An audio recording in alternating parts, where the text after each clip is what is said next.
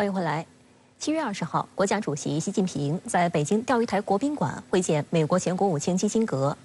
习近平强调，中国人重情讲义，不会忘记老朋友，不会忘记基辛格为推动中美关系发展、增进中美两国人民友谊做出的历史性贡献。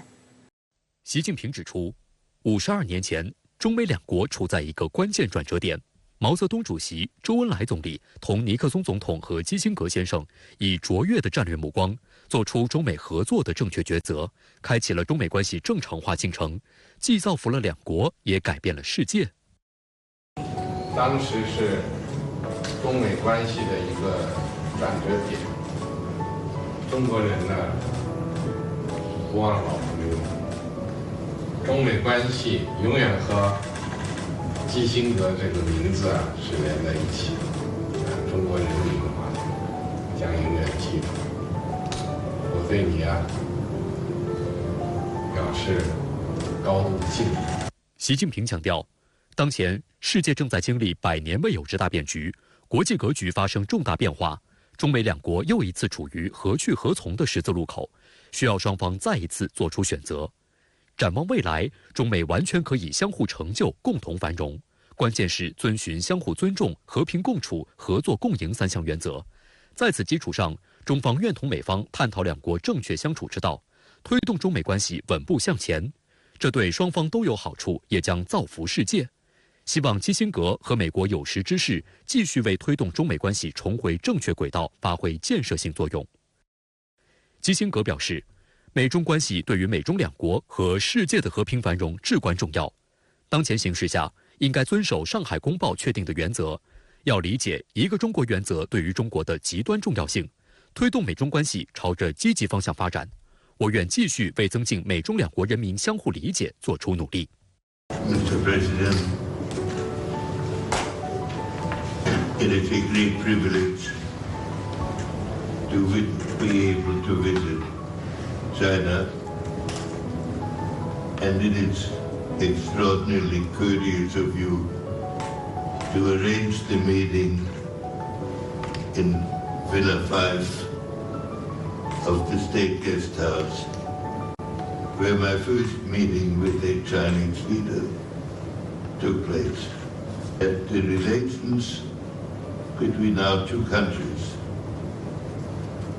would be central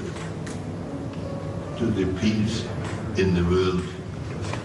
and to the progress of our society. 值得注意的是，此次习近平会见基辛格的地点特别选在钓鱼台国宾馆5号楼，别具深意。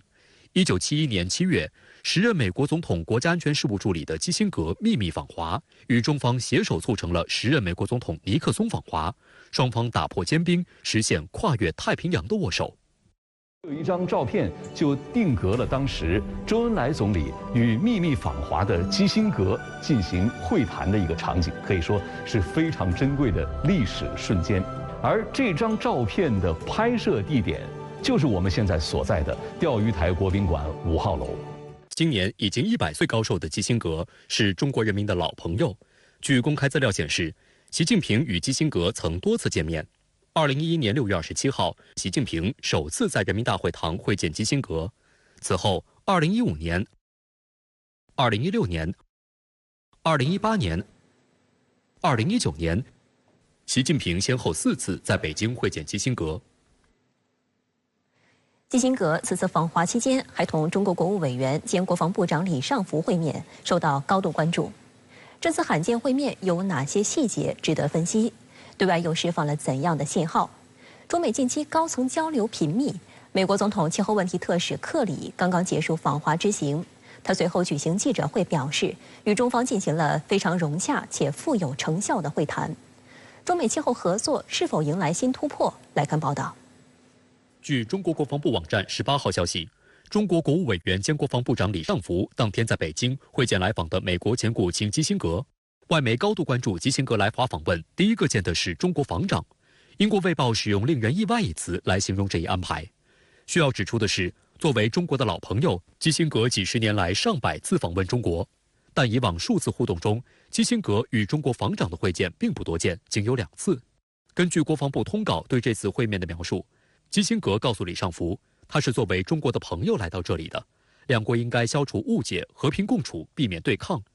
但当基辛格向中方表示，两军应加强沟通，并尽全力为两国关系发展创造积极成果，维护世界和平与稳定时，李尚福就直言，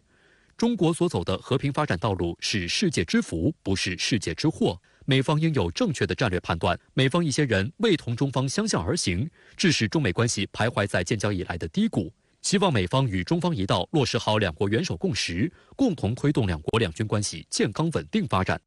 美国《纽约时报》称，在地缘政治局势紧张之际，当其他美国官员受到冷遇时，中国国防部对于基辛格会面的描述相对友好。中国国防部在发布消息时对基辛格以外国客人相称，显示中方对其高度尊重。而这次罕见会面是外界将目光投向中美当下仍处于冻结状态的两军交流。去年8月，时任美国国会众议长佩洛西窜台闹剧发生后，中美军事高层对话中断。此后，美方一直寻求与中国军方重启交流。继提出两国防长在6月的香格里拉对话会期间会面后，美方又提出邀请中方参加下个月在斐济举办的年度防长会议。美军印太司令部司令阿奎利诺18号在参加阿斯彭安全论坛期间表示，中方暂未回应美方邀请。阿奎利诺还声称，他曾要求与中国同行直接交谈，请求要么没有得到答复，要么遭到拒绝。必须指出的是，当前中美两军交流面临困难，责任完全在美方。美方一方面口口声声要加强沟通，另一方面又不顾中方关切，人为制造障碍，绝口不提解除对中国防长的制裁，反复在台湾问题上踩踏中方红线，这不是致力于沟通的应有态度。因此，舆论对基辛格此行是否能在一定程度上影响美国对华政策，推动中美关系重回正轨，尤其是推进中美两军沟通交流方面，普遍持谨慎态度。美国不断的在对台军售也好，前段时间蔡英文过境，紧跟着8月份赖清德要所谓过境等等一系列，包括不止在台湾问题、南海问题上，美国对中国的形成了全方面的遏制和围堵，严重破坏了中美之间进行任何高质量的或者是实质性对话的这种氛围。事实上也取消了这方面的条件。如果从技术层次上来讲，那么美国现在对李尚福部长依然是保持着这个制裁。那么我相信中国不可能接受一个被美方制裁的我们的国防部长去坦然的去跟美国去进行所谓的互动，因为这个完全就是不对等。外界注意到，近期美国加大了与中国高层的互动频度。在基辛格访华的同一时间，拜登政府又一名高官，美国总统气候问题特使克里也在北京进行访问。4天行程中，克里先后与国务院总理李强、国家副主席韩正、中共中央外办主任王毅会面，并与中国气候变化事务特使谢振华谈了近12个小时，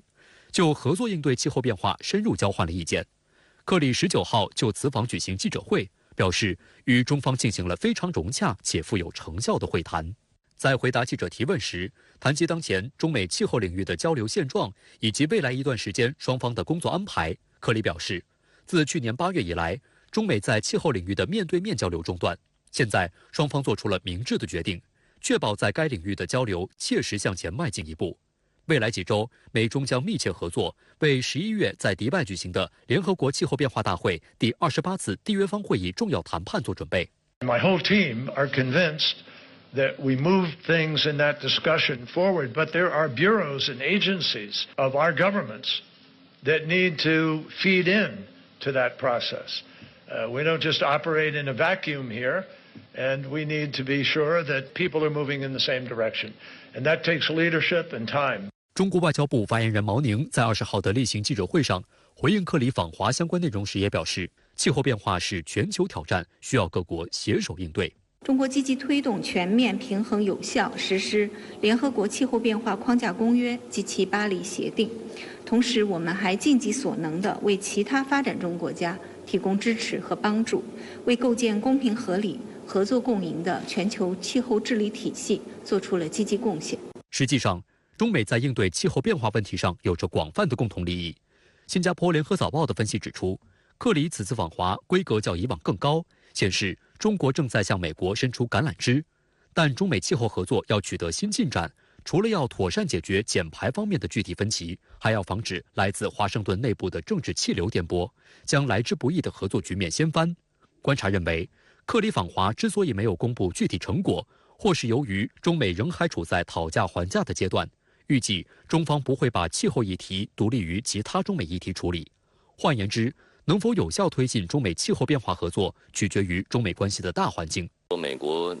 遏制中国的发展，迟滞中国发展的这个节奏和速度，这已经是两党以及美国朝野的可以说一定的共识。对华打压和围堵，